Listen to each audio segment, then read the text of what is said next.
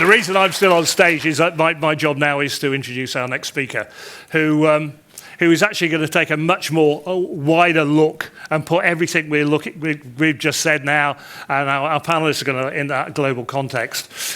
We were lucky to have him last year, and he's decided he quite likes you, so he's come back again to actually look at what's happening in the global economy and why it matters to us. Ladies and gentlemen, please welcome James Pomeroy, Global Economist at HSBC. James.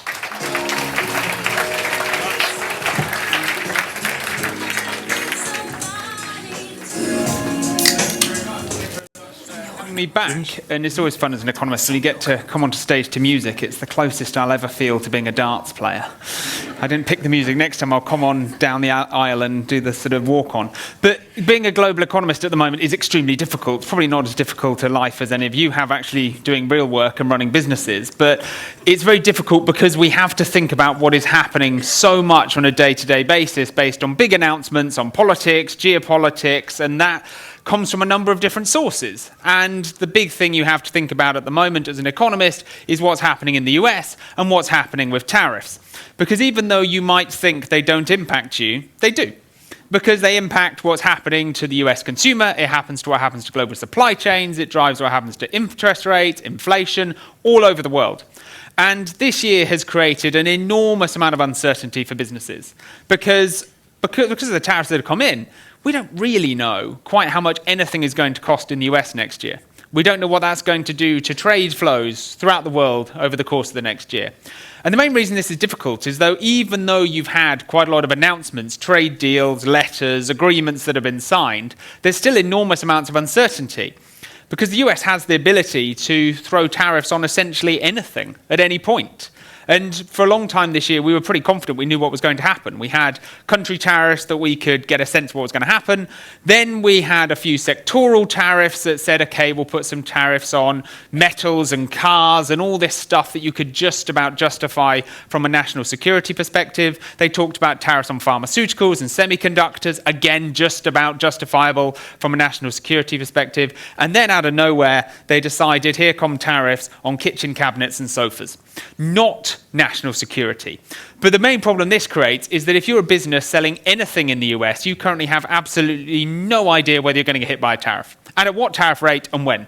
So this creates uncertainty, massive uncertainty in the US and across the world in terms of global trade flows, in terms of how much prices are going to go up by, in terms of what it does to labour markets. It's very, very concerning. Now, we're quite lucky here in the UK that we are relatively unexposed to this. In terms of our GDP exposure to the US, it's relatively small. A very, very small share of UK GDP is exports to the US of goods. We're much more exposed on the services side. But what's actually been really encouraging to me is even the economies further up that chart on the left-hand side, they haven't really felt that pain either. Because it turns out the US imports things from the rest of the world for one of two reasons. Either A, it's much cheaper, or B, essentially you can't get it in the US. And so these tariffs that have come in, most of which are sort of 20, 25% or less, aren't moving the dial. The US is still importing these things. But it has caused a little bit of a trade shock still. It's distorted some data. And actually, the UK has seen a fall in exports to the US this year. But most of that fall has been cars, because that's the impact that we're seeing most. US imports of cars this year have been really down quite a long way. The tariffs have worked, and to an extent that has hurt UK exports. But that drop in trade this year is tiny, really, as a share of what's happening in the UK economy. What's actually more impactful to the UK is what's happening in terms of Chinese exports. Because essentially Chinese exports to the US have collapsed this year. But those Chinese products have got to find a new home. And they're finding a home in two places. One is they're very, very blatantly being shipped through parts of Asia and into the US. And the other is they're being dumped into Europe. And for a long time, we were looking at this data going, where on earth are these products arriving into the UK or Eurozone market? We couldn't see it in any of the data. And then we realized it's all the cheap stuff. It's Temu. It's those sorts of products landing in European markets on a massive scale.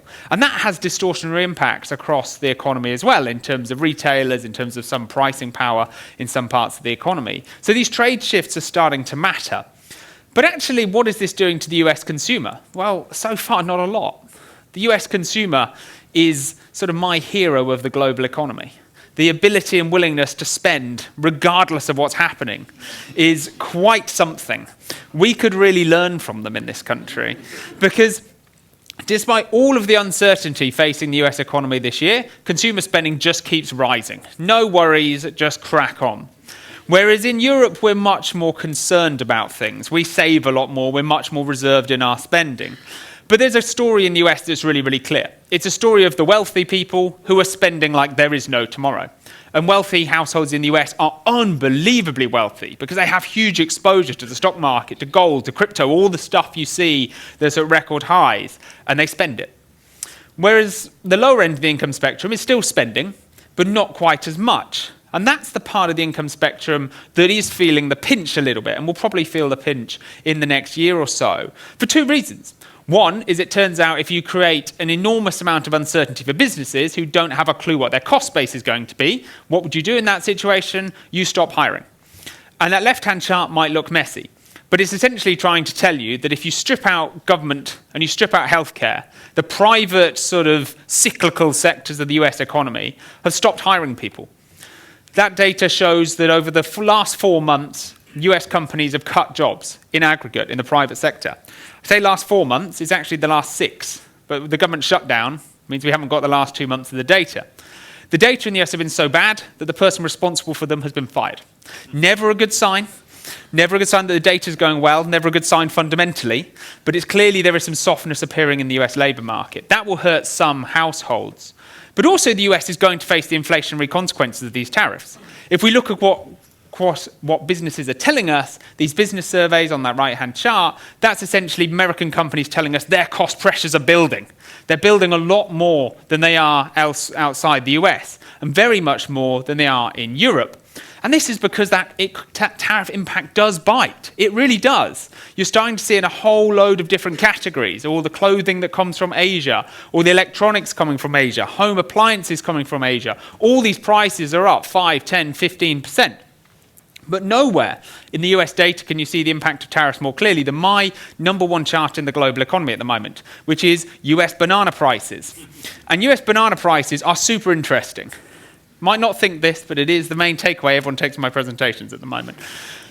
US banana prices are interesting because it's the only product the US entirely imports in the entire of the inflation basket. So if it's all imported, it's a perfect capture of exactly the impact tariffs are having on the US economy. And they're up about 8%. And the risk is, for my presentation, is this chart's going to be irrelevant soon, because last night the US administration announced that this is a problem, and they're trying to work out ways of getting around it. So they're potentially going to exempt certain products from tariffs because the US can't produce them domestically. So they've talked about bananas, they've talked about coffee. This puts the administration in quite a difficult position, because they're trying to tell people that tariffs aren't creating inflation. Yet they're going to have to put in measures to stop the tariff-led inflation in these categories. It's going to be quite a hard one to do politically. But that's the interesting situation in the US at the moment, is you've had all these shocks, all these ripples through from the tariffs, both domestically and globally. But actually the economy, by and large, has kept riding. Now, the question you're probably thinking is, that's the US, there's these cost pressures that are building. What's going to happen closer to home? And in the whole world at the moment, I'd say the inflation story is looking better than it has in quite some time. Now, that left-hand chart is an important one because when I started using it a few years ago, it was going up to about 18%. Globally, inflation, as an economist thinks about it, looks much better. The change in price levels have slowed materially. They're still slightly too high. Central banks want them to be 2%. They're sort of 3 or 4 in most places. But the main problem is the right-hand chart. We have an affordability problem. Stuff is still really, really expensive. And economists hate deflation. We hate the idea of prices falling.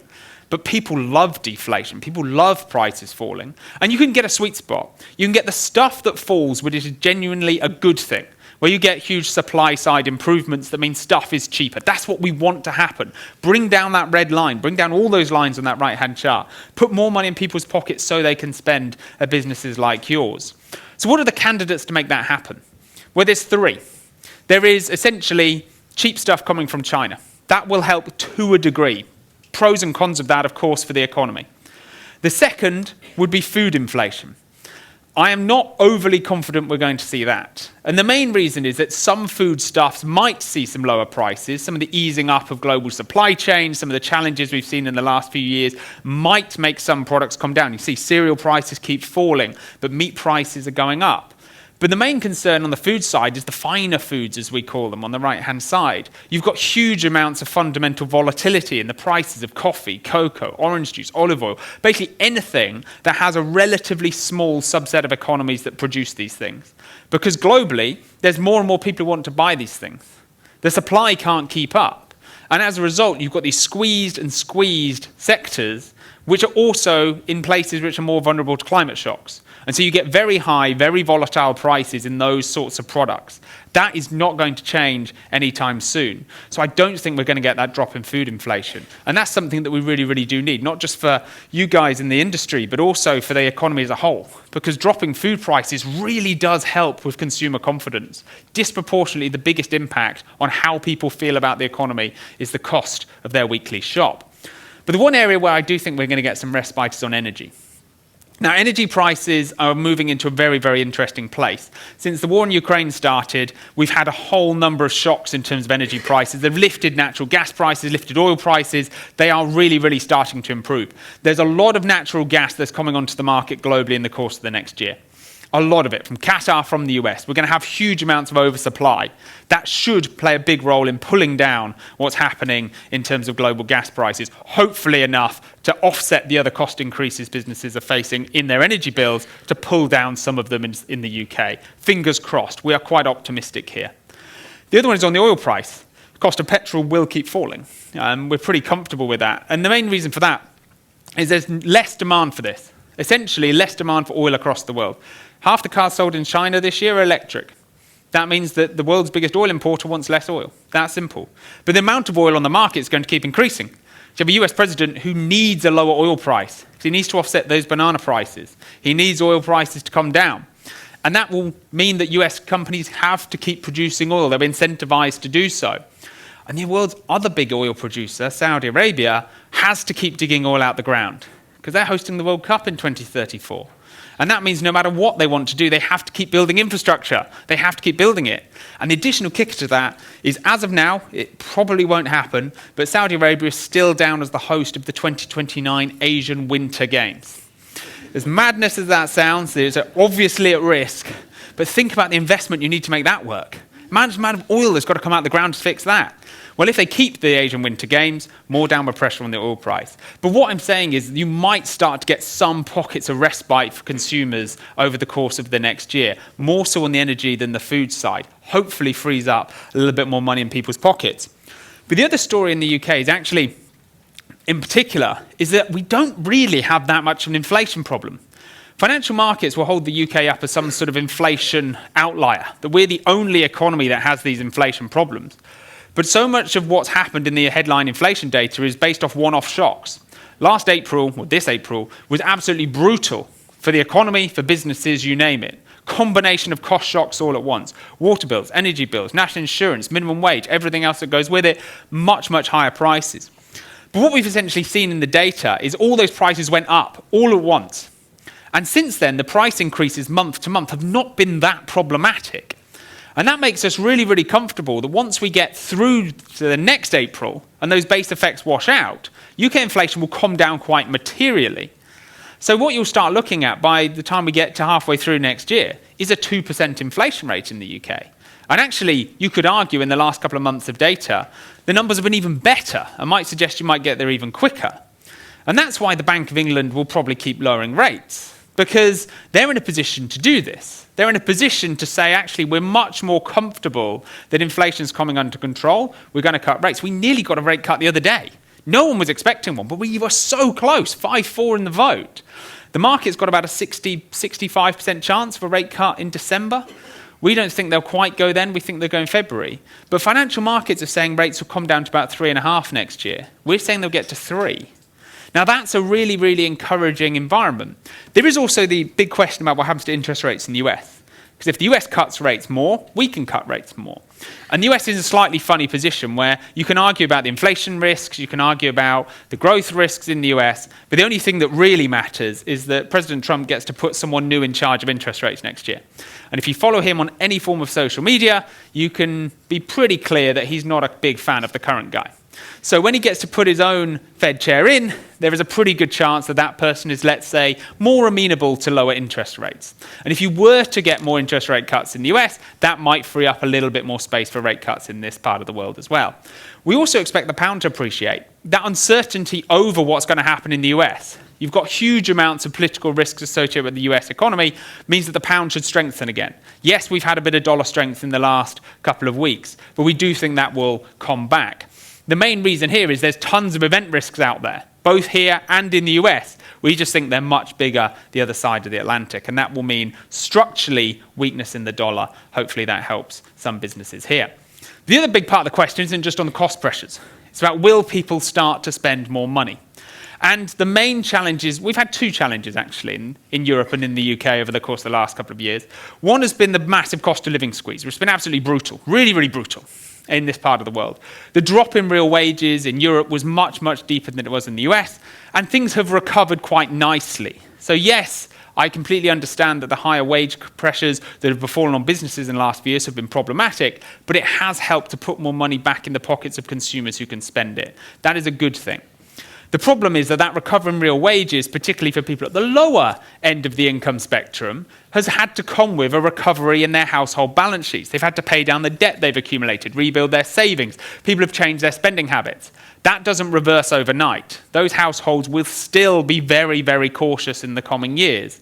So yes, we might get a slightly better spending outlook next year, but it's not going to be fantastic. It'll be good, but not amazing. The other problem we've got in the UK and Europe across the board, but the UK actually in particular, is our households are saving too much. And we can look at the household savings rates in the US, we can look at it in the UK, we can look at it in Germany, Australia, you name it. And UK households, the ones who have got the money, the ability to save, are saving even more. So every presentation I've done this year is essentially got in it a call to arms.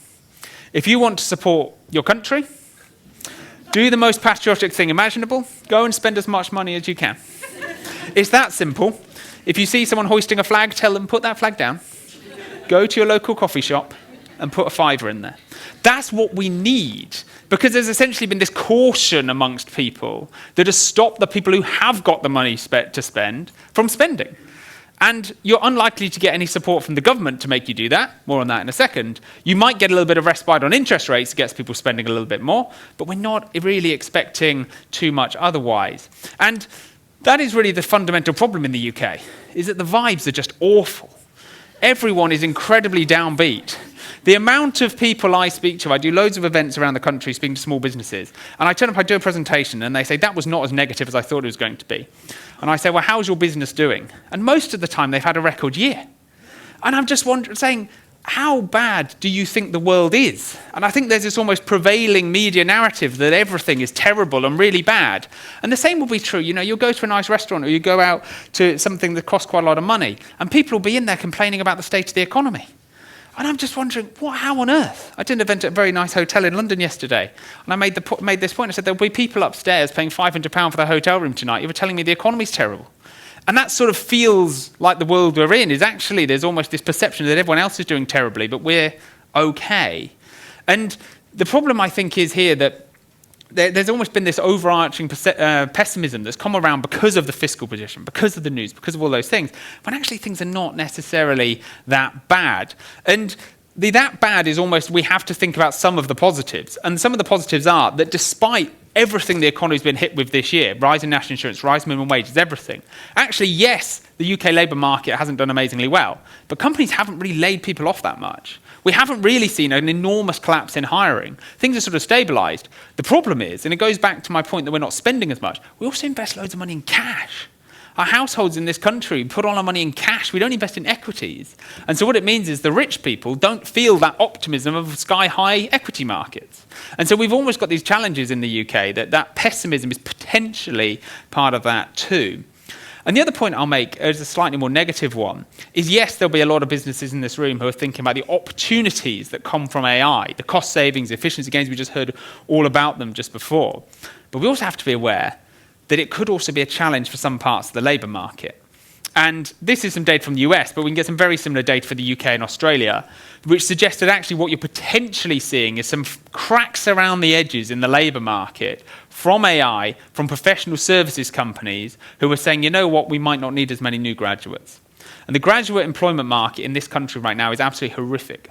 And that means that that consumer base of people in their early 20s are going to have a lot less money in their pockets in the next couple of years than they have done for a little while. Their caution will be completely justified. That is the part of the very small share of the labour market where things are really, really being felt in terms of AI right now. So that's just a slight note of caution. But I would add, for all of the pessimism that's out there and understandable challenges that this industry has faced, you also have to be glad that at least you're in the part of the economy where people do actually want to spend money. If we look across the world, there's some really good data in the US or in Europe that shows that actually people want to travel more. Really, really extraordinary numbers in the US. 60% more in inflation-adjusted terms on overseas travel since the pandemic. In Europe, we're seeing the tourist season flatten out, widen out. We don't get any of this data in the UK, so I can't show it.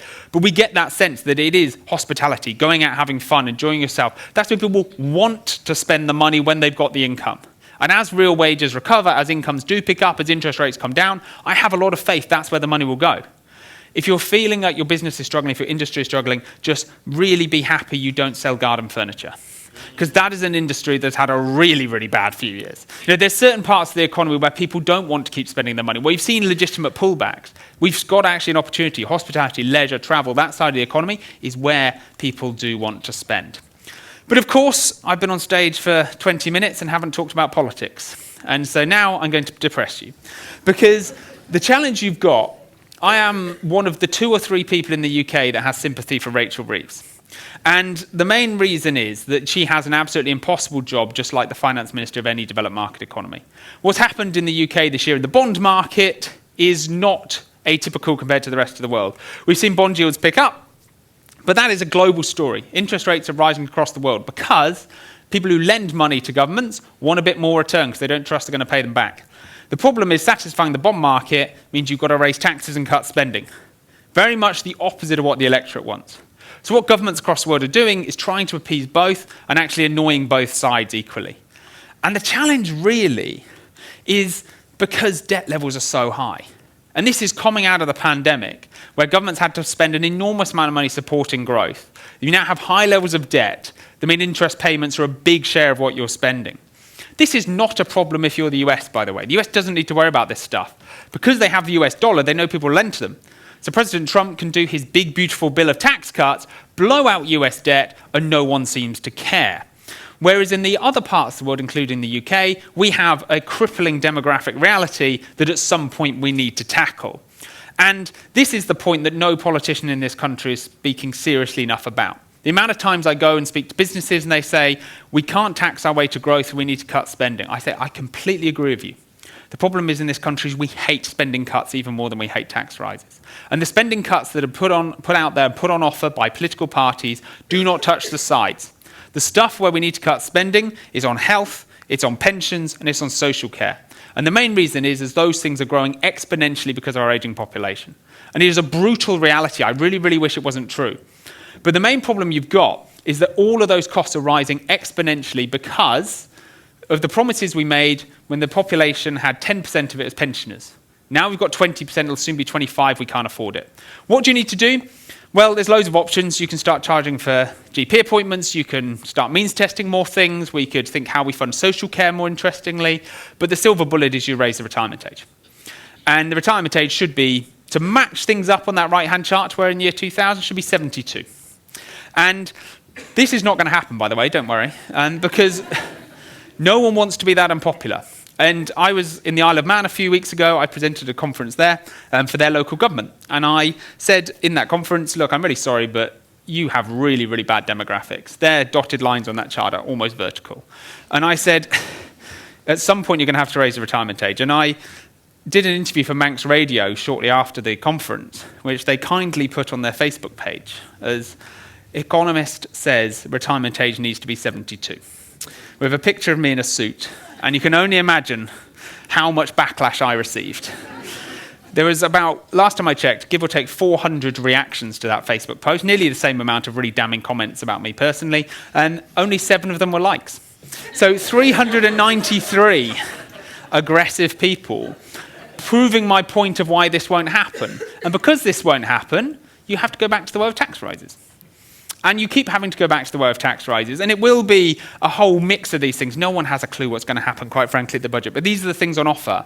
What we do think, however, is it's not going to be VAT. The government is really, really worried about inflation. They will not do anything that could lead to inflationary pressures. They got this wrong last year with the national insurance increase. We don't think they'll go down that path.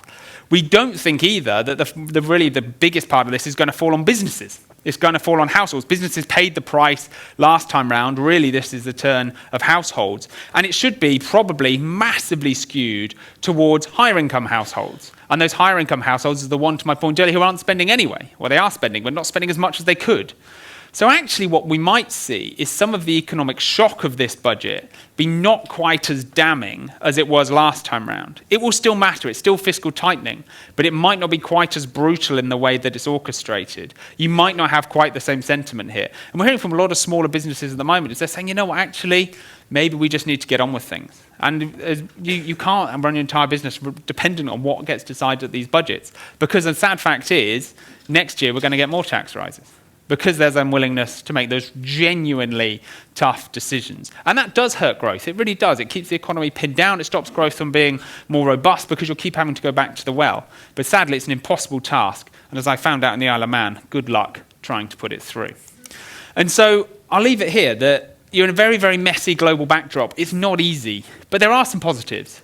I think inflation will come down. I think interest rates will come down. I think there's more money in the pockets of consumers next year to spend than there has been for some time. Yes, there's going to be some tax rises, but if those tax rises fall disproportionately on richer households, the impact on spending will be quite small, we think.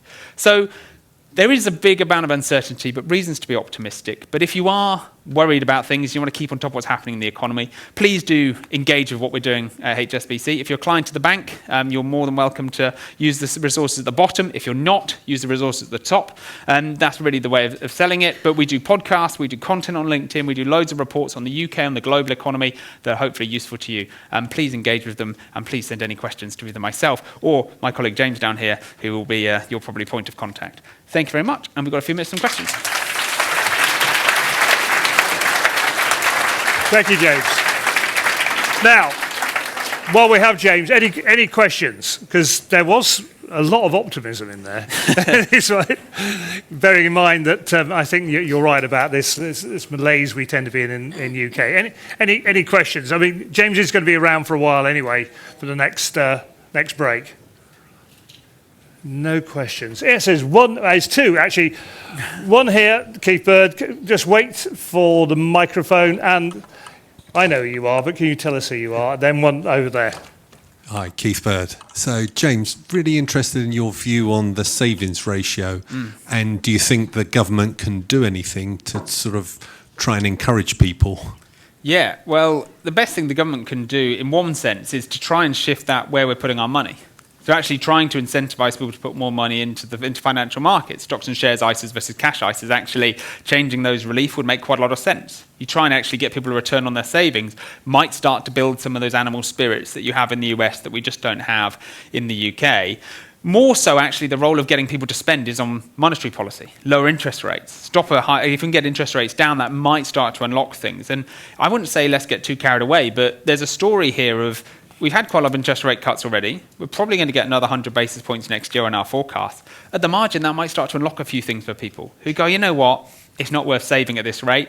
I'll go and spend a little bit. Or that house now becomes a purchase I hadn't thought about because mortgage rates have dropped. Or that car becomes a purchase because the cost of financing has dropped. You might start to unlock more and more things as those interest rates drop, because I do get the sense that quite a lot of big ticket spending on credit in particular, or mortgages, has been put on hold with high interest rates. And as those rates come down, you might start to unlock a few more things in the economy. So the government can maybe nudge things a little bit, but the job of getting people to spend is going to be much more on the monetary policy side rather than fiscal policy.